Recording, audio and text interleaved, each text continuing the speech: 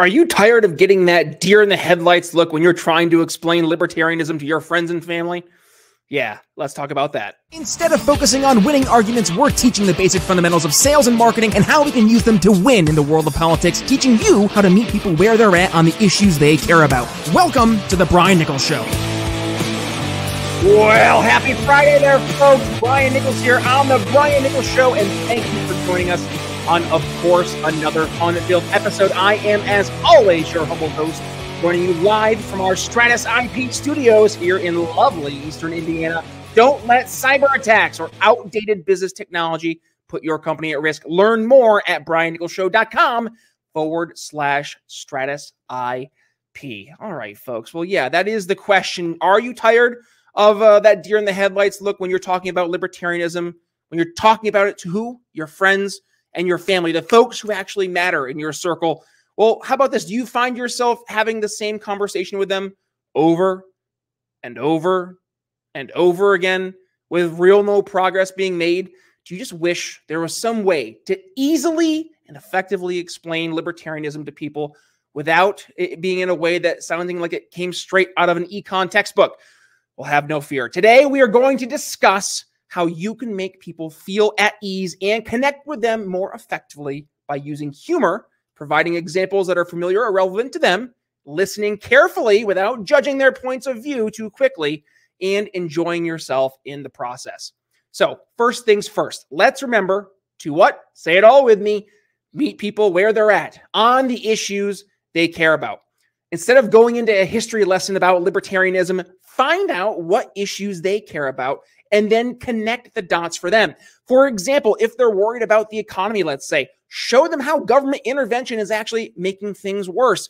Talk about how minimum wage laws are hurting young folks who are trying to get their first jobs by pricing them out of the market.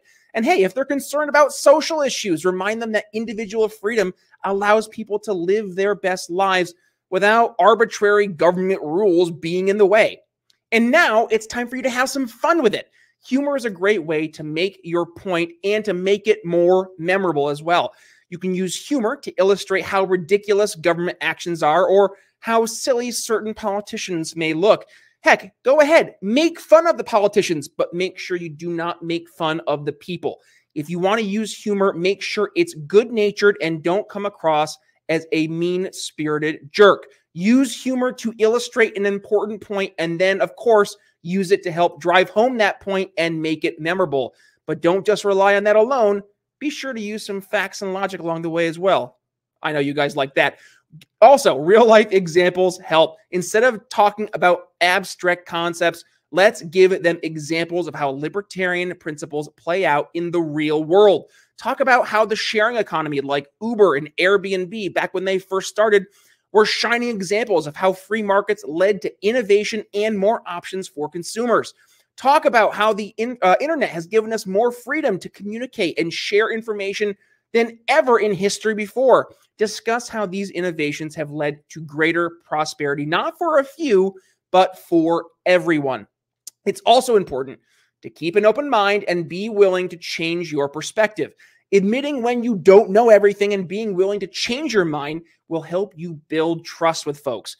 Republicans and Democrats are so quick to dismiss the ideas that don't fit with their preconceived notions. And by showing that you're willing to listen, learn, and change your mind, you'll be more effective at convincing people towards your specific points of thinking. And last but certainly not least, and this is to not take ourselves too seriously.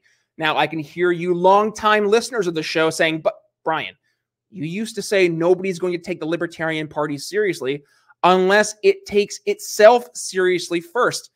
And you'd be right. But I'm not talking about that specific kind of seriousness, but rather the kind of seriousness that comes from looking at a tough job and then doing it well and having fun while doing it along the way. We're at a point in time in history where folks are looking for hope. They're looking for someone they can believe in, something to believe in, and hope that things can get better. We need to be that someone, that something, and that hope.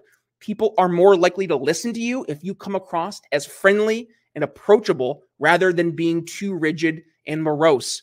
And remember, guys, the goal is not to convert everyone to libertarianism overnight, but to give them a taste of freedom and the possibility it offers to plant that proverbial seed that we will harvest tomorrow. So the next time you are chatting with someone about liberty or libertarianism, let's remember to meet them where they're at, add some humor, give relatable examples, keep an open mind, and of course, have some fun with it.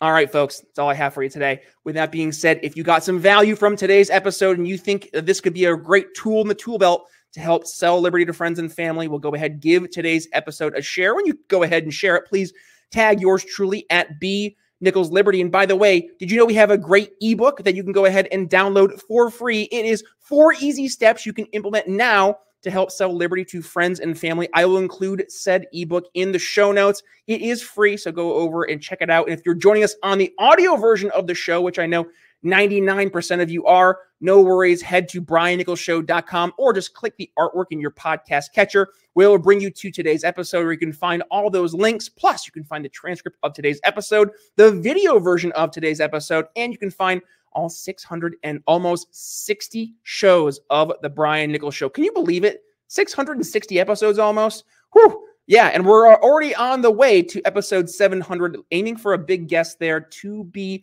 announced. Stay tuned, of course. And oh, by the way, did you see I'm wearing my Michael Scott 2024 shirt? You can go ahead and grab yours over at briannicholsshow.com/shop. And we have this, plus we have a bunch of other both shirts, bumper stickers, bubble-free stickers, and more. They are like our What Happened in 1971 swag.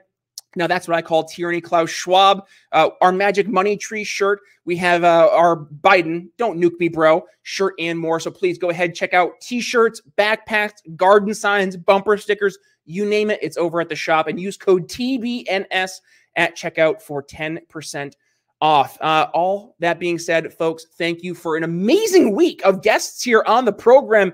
We had 4 awesome guests. I will make sure I include the most recent episode right here, and I will include our most, our best episode recommended to you by the YouTube algorithm over here. So please go ahead, check those episodes out. And when you're there, please do me a favor and hit right here in the middle, that subscribe button, so you don't miss a single time we go live. But with that being said, it's Brian Nichols signing off here on The Brian Nichols Show. Have a happy Friday, and we'll see you next week.